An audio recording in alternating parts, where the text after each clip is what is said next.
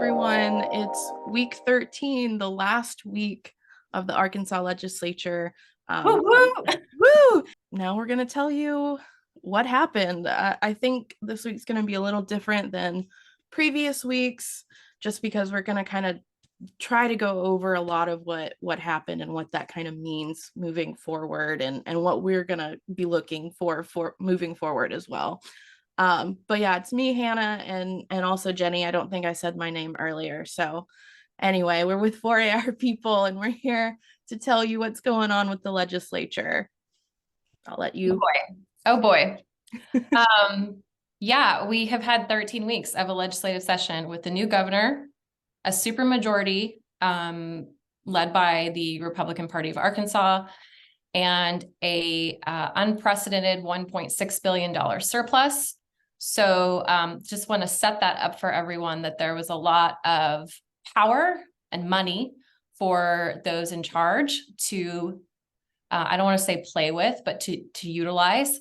And unfortunately, I think, as you'll find out when we go through this, that maybe they focused on some things that are not super substantive or really address these kind of pressing issues that we have as Arkansans on a regular basis. And so we're going to talk through kind of what they did and why they did it, what they intentionally killed or didn't do, and then what they could have done had they really put their minds together and focused. And it's a lot, so bear with us, but I think it's important for everyone to see the big picture as we finish this last week of session. So this first kind of bucket that we're going to talk about is what we kind of view as this performative policy section or extremist policy. And this kind of ties into all of these themes we've talked about in the past. I see a little doggy tail right there. Hi, Zuko. Yeah, he's here. Zuko. Hi. I like that Zuko waited until the very last video to make an appearance. That tail. He's so happy. Yeah, he's excited that it's over too. So this extremist performative policy is really about, one, the Sanders agenda, her looking and eyeing towards her future opportunities as a politician. Maybe she's going to run for something in the White House. We kind of saw that set up at the beginning when she like banned CRT in the Latinx term right off the bat when she came into office. And then really the subsequent days and weeks within the legislature tied directly into that. It was a lot of performance-driven legislation that either she dictated or the legislature was pushing through, but she was okay with. And we saw things like this woke, go broke bank bill. So banning state investments in woke financial institutions that unfortunately will have a really negative effect on our public retirement accounts. So politicizing certain things to make a political statement for their party. We also saw a lot of these like freedom, anti-religious discrimination bills. And one of them that passed was similar to a referendum that the legislature put on the ballot last election cycle and that the people of Arkansas voted against. And so this kind of like, well, we're going to go out of our way to say that religious beliefs can kind of trump any other kind of equity standard or non-discrimination standard. We also saw an attempt to end state-sponsored affirmative action programs. We are really thrilled to say that that was defeated this week. So excited. On Wednesday evening, very late in the House of Representatives. And they also made a motion to clinch it or clincher it, which is a procedural move to just say like this is dead and the sponsor cannot come back to life during this session. So but like this whole time we thought maybe that was going to happen and going to end all of these really important programs for people who need help in getting access to opportunities because they're not in front of them. And so, you know, this bucket of like, we're going to own the libs, we're going to dance in the end zone, we're going to put up a monument to abortion. They don't really do anything. It's not actually helping anyone. It is just virtue signaling to this national base of extremists, like the Trump 2.0 playbook of like full on culture war, inflammation. And that was really unfortunate. I was sad to see so much time and energy and taxpayer dollars, honestly, spending time to pay these BLR staffers to draft these bills and to copy and paste legislation from other states. It really was demonstrative, in my opinion, of a lack of creative thinking or seriousness on behalf of the super majority in the legislature. So that was kind of a bummer. And then, some of these bills did cause harm. And I think that's a good segue into what Hannah's going to talk about next. Yes, and pardon me telling my dog to go lay down. I didn't realize I was not on mute. So now we're gonna move on, and yeah, this is really targeted hate. We're gonna talk about in 2021 we saw a lot of this too. Kind of thought that it would die there, but nationally we've seen this continue, and this is the hate that's geared towards LGBTQAI people, particularly trans people, and then even more particularly trans children, which is in and of itself really gross, but let's talk about it. So trans pronouns was a big one. The legislature did pass the bill that requires teachers to only refer to students based on the name on their birth certificate, which has a lot of implications and impacts not just trans people. I do want to make that clear. And so what we're seeing is, these legislators who are purposely targeting this one group. What's happening is that one group is it's not the only group that's going to be affected. And so we're going to see kind of like, we're going to see that when it gets put in place. But anyway, it's not just trans people that are going to be affected, although those are the ones that they are targeting. And the pronoun in schools, it basically requires teachers to ask permission from parents to call them anything that is not the name on their birth certificate, call the students anything. So I don't know if your kid's name's Deborah, maybe, and she wants to go by Deb, that might not be okay, and you have to get permission. And another huge issue with that, and this is something that Senator Greg Leding pointed out a few times, is not every trans kid is going to feel comfortable telling their parents they want to be called a different name or different pronouns. And so what will happen is these kids are going to be outed in maybe a not great environment. Personally, I know of several people who have been or were kicked out of home because of stuff like this. And that's really upsetting. You're going to see kids without homes, without parents that support them, all because our legislature thinks it's okay. Specifically, Mark Johnson said that was part of the intent. I'm not sure why that's part of the intent. Anyway, drag bill was another one that would have categorized any and all drag performances as adult performances. Thankfully, that one was kind of gutted within an amendment. So, the bill passed, but it has no teeth. It doesn't really change anything that's in law. Just kind of wasted a lot of time on that guy. Bathroom bills. So there were two. We have a school bathroom bill and then the public bathroom bill, both of which passed. I do want to say the public bathroom bill, thanks to so many people coming to testify against it, it was again amended kind of similarly to the drag bill that we talked about. It doesn't really change much in the law because we already had laws that address criminal intent or, the intent that they were trying to say that trans people are doing. Anyway, both bills kind of paint this picture of trans people being the aggressor in situations and being the person who, the abuser, essentially. And the reality is that coin is kind of flipped. Another thing, I'm gonna talk Senator Greg Leding again. um, particularly with the school bill.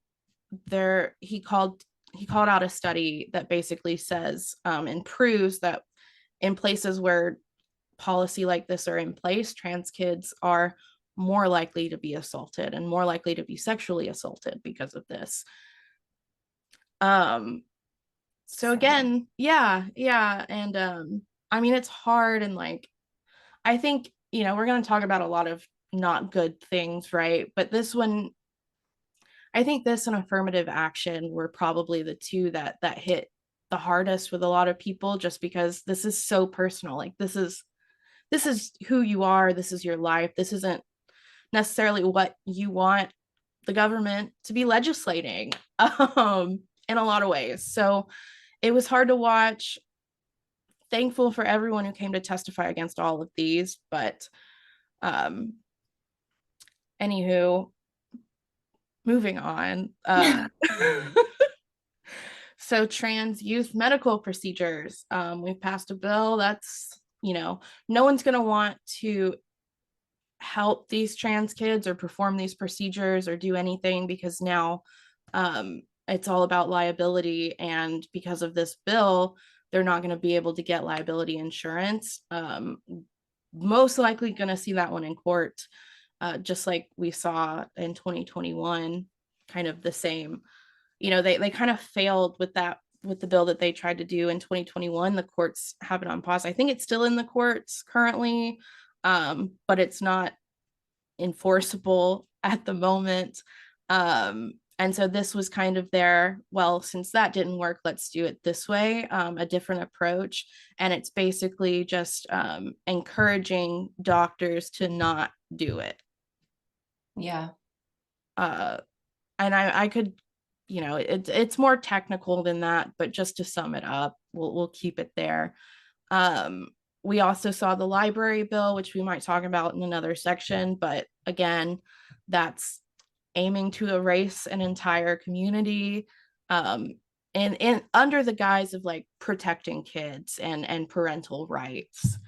So just a lot of bad stuff all around in this in this area, a lot of hate. And you know, we listen to people in the legislature say, you know, we're not doing this with bad intentions. And I guess I could kind of see it, but the whole thing is, you know, we have government officials writing legislation just simply based on the fact that they don't understand a community base, and that's problematic in a lot of ways. And you know, it just seems like every few years we have to find a new group of people to really target and isolate, and it's always marginalized people, whether it's, you know, black and brown people or LGBT. It's always people who actually need a little bit of help and support as opposed to people who don't. So I don't know. I want to take a second to say I love LGBTQ people in Arkansas. We're here for you, and we're sorry. And I hope that some of these get thrown out in court. Yeah. And that will tie directly into some other issues that we'll talk about in a minute that the legislature said they're really concerned about doing, which is, to your point, protecting kids or reducing crime or all of these things that they want to achieve. It's like the vehicle by which they could do that. Mm. One thing is they could just stop passing legislation that harms people or that makes people want to leave. Or, I mean, like when you make it a hostile environment or you make it easier for people to be hostile towards marginalized groups, like that is not going to help anyone. It's not going to help public safety. It's not going to help. It's not solving any problem. And again, that's why this is like, we've lumped it under this category of like performance legislation. It's virtue signaling. It's signaling to their base on a national level and somewhat in Arkansas, mostly on a national level, because this is national legislation. And we have a article that explains that, but like, this is national legislation, this push to like ban these types of library books and drag shows. Like this, like the drag show stuff was happening in Tennessee before the rest of Tennessee caught on fire. Right. And, you know, I mean, I know we'll talk about this again, but just if we wanted to protect kids, we could look at data. Like, we, Oh, science, Hannah, right, that's, I don't know, that's too right. But, like, what are the biggest issues facing kids in Arkansas? Food insecurity, poverty, I mean, all of that. But we're going to single out, you know, maybe one instance that happened in a different state and then write all of this legislation to justify that. yeah, I don't know. Anyway, yeah. what do I know? Um, And along those lines is what we saw also as an attack on public schools overall. And, you know, not necessarily under the guise of protecting kids, but under the guise of empowering parents, like that being kind of weaponized and politicized by the supermajority and Governor Sanders so that they could really push through this incredibly large omnibus piece of legislation that effectively is like a bait and switch. It seems like it's this huge investment in public schools, as they argue, but really it is a voucher bill. It's again deferring to parental choice, but really parental choice is just like their rhetoric, their messaging kind of trick to say like, hey, we're in this for school choice lobby. And that's who got this bill through is the Reform Alliance. They are backed by some of the largest philanthropic funders in our state, and they have a school here at the University of Arkansas where they produce kind of very, I don't know, I'm not a fan of their data because it's very clear that they have an agenda, which is to, you know, curate this messaging that school choice is the way to go for our failing public schools. And so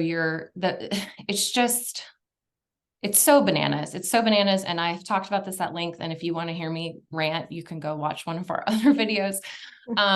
But Learns was really about voucher expansion and school choice. And that's going to mean less money going into our public schools, taking money away from schools that need it, schools that are struggling. And so when something is struggling and it's a publicly funded institution, we don't just divert all of that to a private sector. Like that's, we need to assess and we need to be creative. And they didn't do that. So they also have like attempted to mess with school co-ops and ways that teachers and administrators across districts are aligned and get best practices from each other. Any of these mechanisms really that help our teachers and administrators do this kind of real life problem solving to address the needs of their schools. They went after that, and they went directly after administrators and threw them under the bus. Now, that wasn't necessarily a specific piece of legislation, but that was part of the Learns thing. Was very much like, we are ramming this through because this is about Sarah Sanders's national agenda of expanding school choice and then being able to say teacher salaries without really doing any of the math and putting our districts in a really bad place, which we will hear more and more and more about as districts have to do their funding for their upcoming years. And as the legislature eventually moves into a fiscal session where they have to appropriate all of these things and determine a matrix for how they're going to allocate these funds. Like they just said, we're doing it. Good luck, legislature, figure it out later. So that's something to watch out for. But in the meantime, it's all just about this posturing for this national crowd. So she can like say, I did these things. But meanwhile, all of us who live here in Arkansas, we know it's a mess. Like we get it. We know it's terrible. And so, you know, that sucks. We also have, you know, Hannah mentioned the library book ban, but that's just like another prong of like, it's not just attacking kind of LGBTQ material or affirming literature, but it's also targeting and potentially criminalizing librarians and teachers that carry this type of reading material in their classrooms or in their libraries. they did not, they refused to take up any kind of bills from somebody in their own party, Representative Wooten, that would also kind of level the playing field now that vouchers has gone through. So like allowing some of these, making these private schools have some of the same requirements for accountability for public dollars that we have on public schools, and they refuse to do that. So it's just a very clear, intentional push to expand vouchers. And the reason is that there is a lot of money to be made on that. And it does her a lot of, gives her a lot of credibility on the national stage with this particular group. So, similarly to how Hannah apologized on behalf of our state government, even though we don't speak for them, I guess technically they do work for us. They work for you too. And I'm sorry, not just for the hate that they have pushed out against our queer community members, but also for our teachers and our administrators and our public school employees that fight really hard every day. And like, they should not have to go through this. And I'm sorry. So moving on. Heavy downer. Everything is terrible.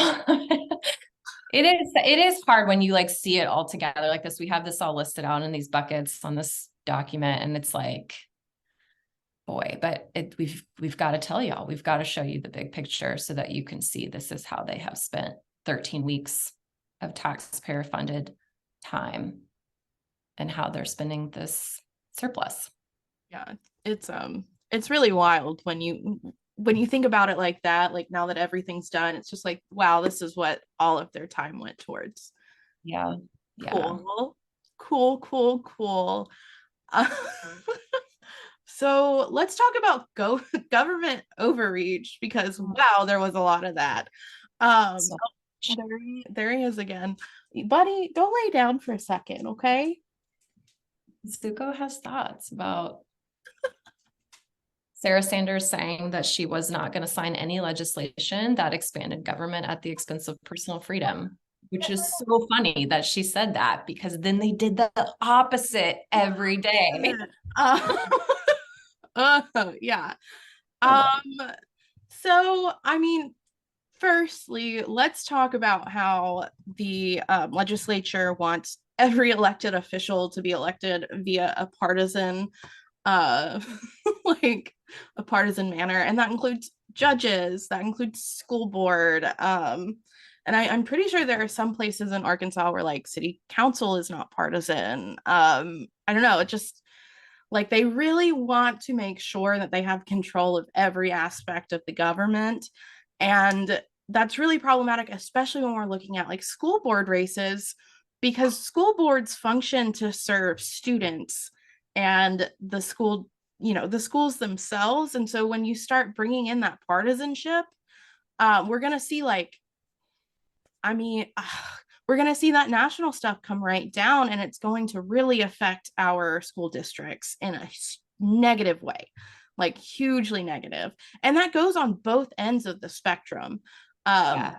Like school boards should not be partisan because they have that one specific focus, and their focus should be ensuring that the school district has what it needs, and all of those things. And judges should not be partisan, and I really don't even think I need to get into that like why they should not be partisan. But they tried. They also tried to gut FOIA, which is the people's means of being able to get documents that they wouldn't be able to get. It's transparency. It's it's what I'm sorry, I just like, how could you do that? Like we have the best FOIA laws in the nation pretty much. And it's so short-sighted too. Like, again, it's like doing things just because like all they can see is like the next election that's in front of them, because when you're motivated solely by winning and power and control, like win, retain control at all costs, like, and you're not thinking like, they're not always going to be the supermajority, the Republicans. Like it will Right. eventually change. Like that's just the nature of our political system. Mhm. And so like all of these checks and balances to ensure good governance, and when you start like Chipping ripping them away. apart, it's Like, like, I mean, ooh, you wouldn't want to be the party in the minority and have those things removed, because they're mhm. there for a reason and they serve the people. So like, I don't know, it just seems. It reminds me a lot in like it different situations, but just like the same thought process, I think. We recently did redistricting, and the first like last or the last time we redistrict, all of the Republicans were very clear about how Democrats redrew those lines. And so putting all of the blame on that one party, but different situations, but that's what's going to happen is they're passing or trying to pass, but they're pushing for this legislation that benefits them now, just like you said, but who's to say in 5 years it backfires, like, right? Right. Like, and not to say that I don't know why I brought that up, but I'm just thinking in terms of like it'll get switched eventually. Like we'll be able to say, well, y'all pass these bills. So I don't, this is your legislation. Um, does that make any sense? Yeah, it Okay. totally does. Okay. Sorry, I'm tired. Anyway, some more government overreach that involves I mean, we're all gonna get our identity stolen, basically. That is accurate. Like that is these digital ID bills, like if you, it's probably not a super ton of really conservative people who watch our stuff, but like if you by happenstance seem to you find yourself watching this, like you're gonna have to show a digital ID to access particular sites. Mhm. Heads up, your ID, your information has been collected literally since the day you created an AOL chat. Whatever, funky dude 55 at AIM. Like, if you are anyone who has been on a computer since the invention of the internet and have plugged in hardline or not, like that's gone. Like that, just so you know. Don't Google what cookies are, because also, do you have those like Walmart grocery delivery apps, because those are tracking you everywhere you go? Like your privacy has been hijacked and sold in perpetuity since you have existed online. So bad news there. But this is not going to help. Like Yeah. this is not holding anyone accountable. This is like you're just literally creating another avenue where bad actors can steal your personal information and then steal your identity. Like, And like, okay, so the first one, social media, were wild. It blows my mind, right? Like, especially as like I turned 26 this month. So like, you know, I've been in I've been involved in like I'm younger, had social media since I was like a child. Like, should I have been on social media? Probably not. But deed is done. it's gonna happen, you know what I mean? And so the whole idea, the whole concept is that social media is hurting our children. um but like I'm fine. Firstly, let me just throw that out there. Secondly, um I don't know, I feel like there's more to like mental health and like instability in kids than just social media. In fact, like I've gotten a lot of help via social media when I was younger, when I was having issues. But all of that aside, they pass this bill and we all have to deal with it, right? Like we all have to deal with this digital ID. And again, we're all going to get our identity stolen because of this, because we're protecting the kids from TikTok, from Facebook, whatever. This is okay. So They no, really they just don't want kids to like learn things outside of the home.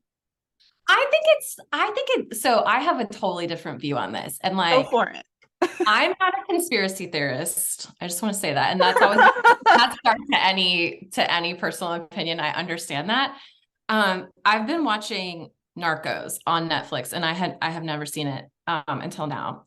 Um, and like it's all about, you know, kind of like the 80s drug Mhm. situation, trafficking of cocaine and the explosion of it in the United States.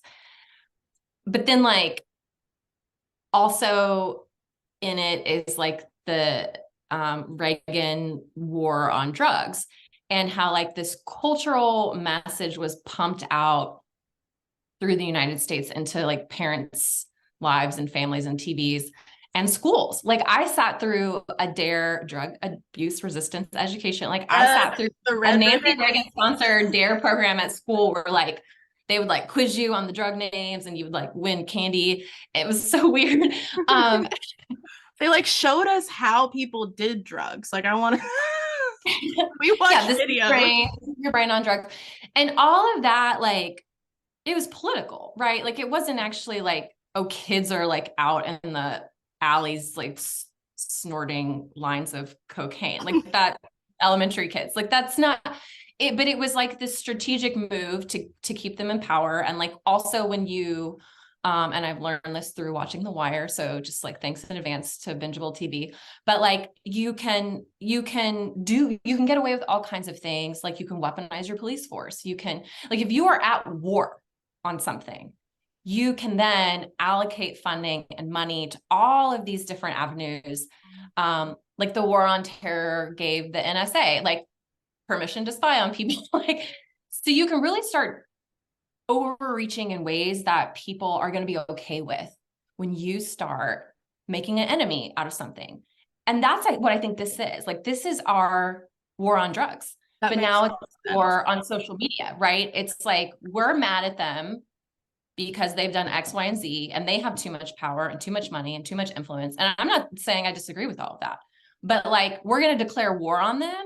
And then we're going to take all of these steps where we're just like Mhm. leaping over good governance standards, and we're coming right into your personal life under the guise of like, we're here to protect you. That's authoritarianism. Yes. Okay. And now that you Spoiler, mention it, yes, I'm glad that spoiler. you threw that in. Because while they were debating this, I have a couple things. I don't want to spend too much time on this, but like I just, um, while they're debating this in the Senate, Senator Hill gets up and is just like, "This is so un-American, y'all. Like this is such an un-American bill." I don't remember who got up to ask the question, but they said, "Don't you think it's un-American to censor speech?" Which plays into what you said, right? Like anyone who's asked that question is going to have to respond, yes, that is un-American. But when Yeah. you look at it, the reality is like these social media companies are companies. We live in a free market. We have all of these things, like a business can create their own rules, right? But when it's presented in that, this is un-American because it's, they're cutting free speech, they're blah blah blah. Um, so yeah, no, I agree with what you said.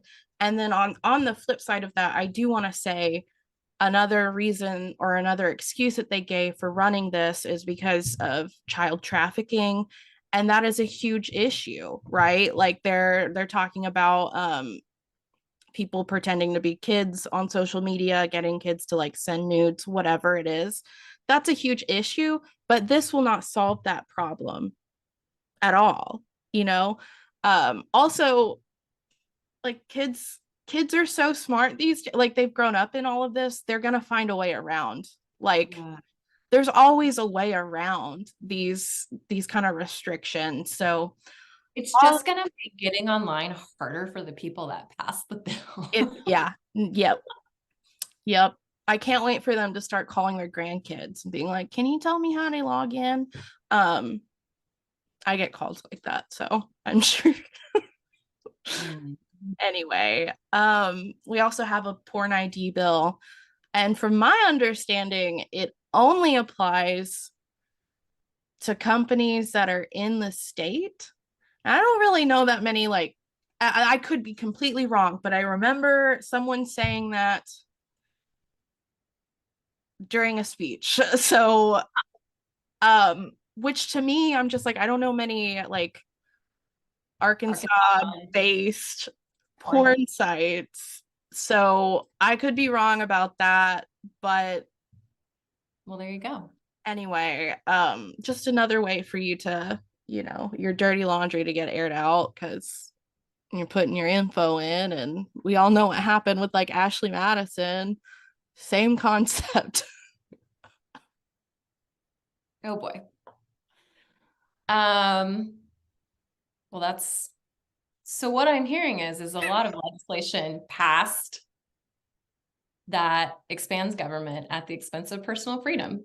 Yeah, Huh, which weird. I thought was gonna get, you know, nixed if it landed on her desk, but I guess we were wrong.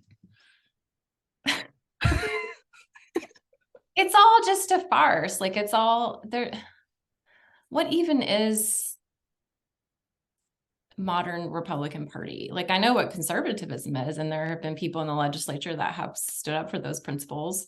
Mm. And like honestly, when it comes to right to privacy, I'm pretty conservative. Like I'm like, get your government nose out of my business. It's my business. Can't tell me what to look at on the internet. You can't tell me what to tell my kids, what my kids can and can't look at on the internet. Like, and then when you tell me, I get mad. And also, I lived in China, okay? And like, I know what it's like to have a government tracking all your stuff and spying on you, and where you've got to get a VPN just to like read the newspaper. And like this stuff reminds me of that. This is what this is. Ugh, gross. Okay, well, we also, like gave some liability coverage for people who if they have people on their personal property and those people bring guns and kill someone, you can't sue the property owner now. So there's that.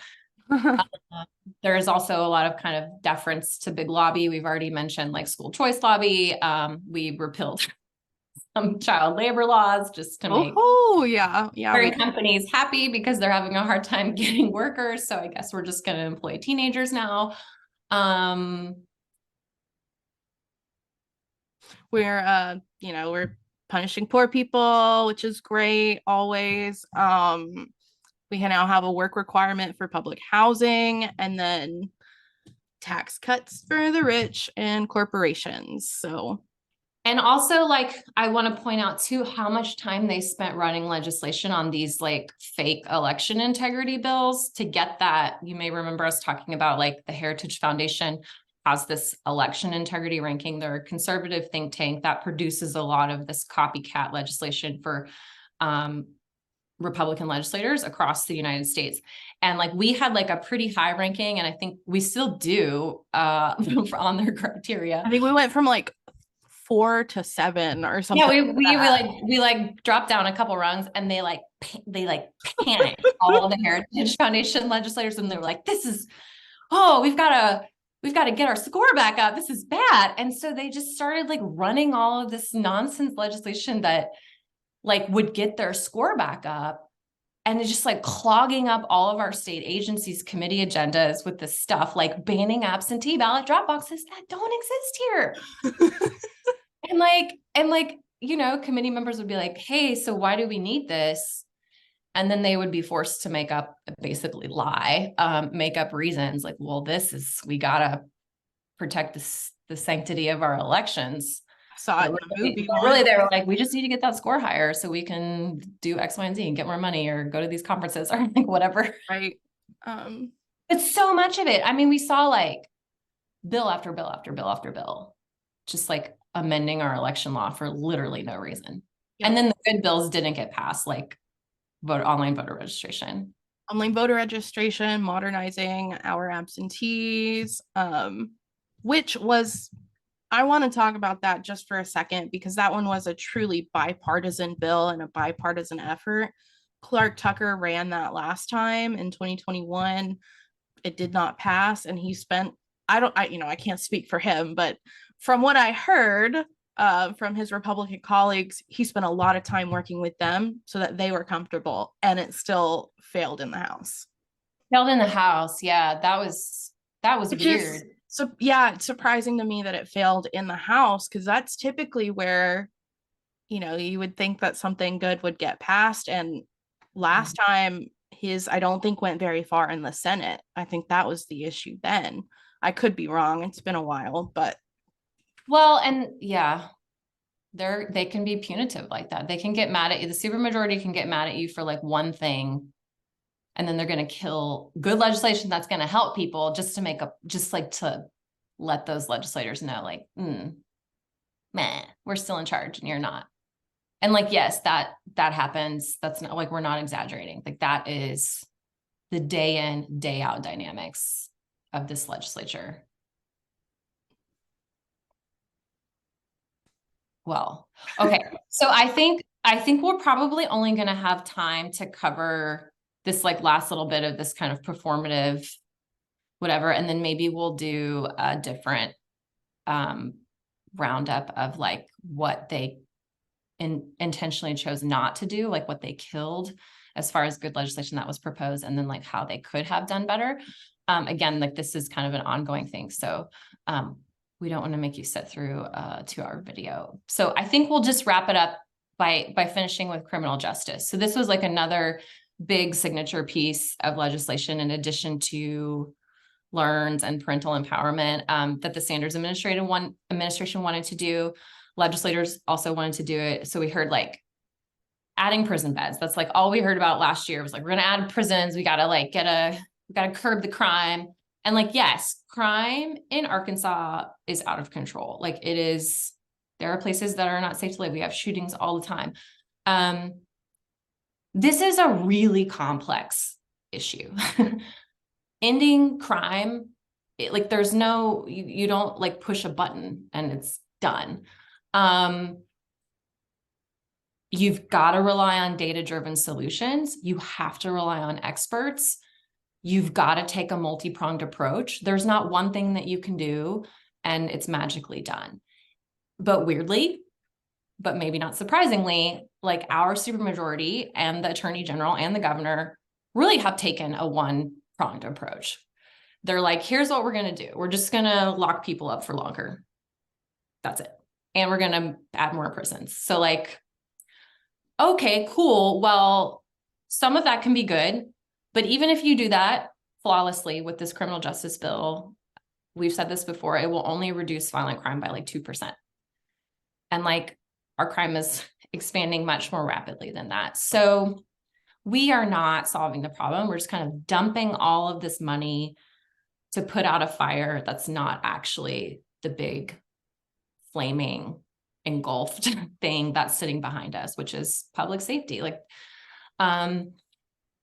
and so that's frustrating. Like it sells, I think, because people want it to be simple. Like we want as the public to like give us a solution. And and I think like, your everyday Arkansan is gonna say, yeah, lock the criminals up. That makes so much sense. It resonates with people who aren't necessarily plugged in too. And I think that's a lot of Arkansans. Yeah.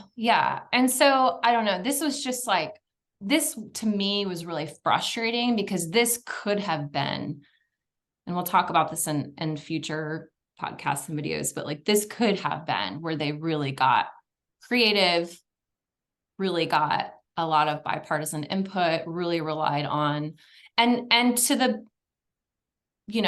bill's sponsors, I think they were collaborative. Like, I think it was, in some ways, I want to give them credit because it seemed a bit different than LEARNs. Like, it seemed like they really did have open ears. Now, they might not have taken all those suggestions, but it wasn't like this closed door.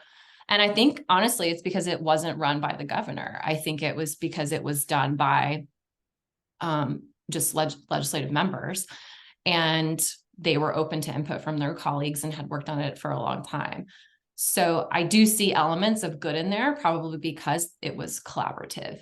And then there wasn't this like nasty, I don't know, like pitting people against each other on the back end, like we saw again, I think because it wasn't run by the governor's office.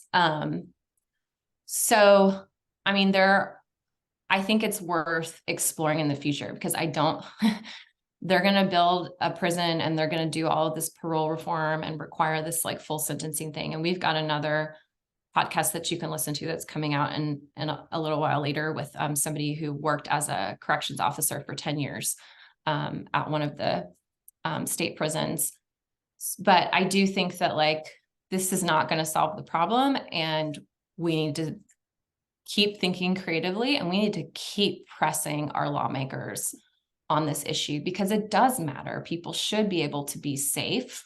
All people, all Arkansans, not just those in charge. We need to actually make our communities safer. And we unfortunately did not address a lot of the policy areas that could have done that. And that's really unfortunate. Yeah. It is. It's sad. And I wish we would have seen this. I wish we would have seen this legislation at the beginning of the session too, because I think this, because the sponsors of this bill were so open to listening to people, like if this would have been filed the first couple weeks of session, I really do believe that the bill would have been in a much better place when it passed. But because we waited so long for learns and they wanted to do learns first, everything else was pushed back so far that they just did not have time to really make some of these changes, or to even just like yes, they were open and listening and collaborative, but they didn't even have time to really process some of it. You know what I mean? So anyway, like just yeah, as you said. and I'm interested, like, I think this could be something for our audience. Like, I would love to engage with our audience with this, but like, what would you have wanted to see our lawmakers spend their time on? Shell election bills, hating on queer kids, like gutting public schools? Did that make your top list of things that you wanted to see, or had you hoped to see some other stuff? And like, those are all valid questions, and those are valid questions beyond our audience. I think that's a valid question to ask every Arkansas resident. And that's the hope of this, is like by giving you the big picture that you can maybe start to see that it's not helping to lean into the culture wars. Yes, it hurts, but also like it hurts this one group of people, but it's not helping you either if you're not part of that group. Like Exactly. if you're a basic status quo, to borrow the governor's term, like middle-aged white dude with everything that you think that you need, but you still have some issues, or you still want your community to have X, Y, and Z, like none of this legislation probably. Yeah. The kind of status quo things that they talked about. Your kids aren't safer. You actually don't have more, you don't have more power or choice as a parent. Your identity may get stolen. It will. The tax cut probably wasn't for you. I hate to break it to you. It was really for out-of-state corporations and the top 20% of earners. If you are the top 20% of earners, like good for you. You're gonna have more money in your pocket. The rest of us, ugh. Your school might not be fully staffed by teachers in a few years. Mm-hmm. Yeah. What a session. I will say though that we're gonna leave it with the bad stuff for you to marinate on for a few days. And then we'll come back and we'll talk about the solutions, because there are solutions. Yeah. And these things can be fixed. These things can even be fixed. Some of these things can be fixed in a fiscal session. So we need you to stay engaged and involved. And like, if you need to take a couple days and just like plug your ears and sleep and listen to sad music and grieve, that's cool. We're probably going to do that. And then we're going to like dust ourselves off and come back to work and be part of the solution. Yep.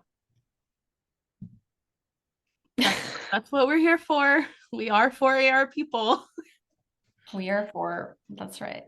Yeah, it's a I'm good for thing. Arkansas people. I'm also for Zuko video bombing with his cute tail.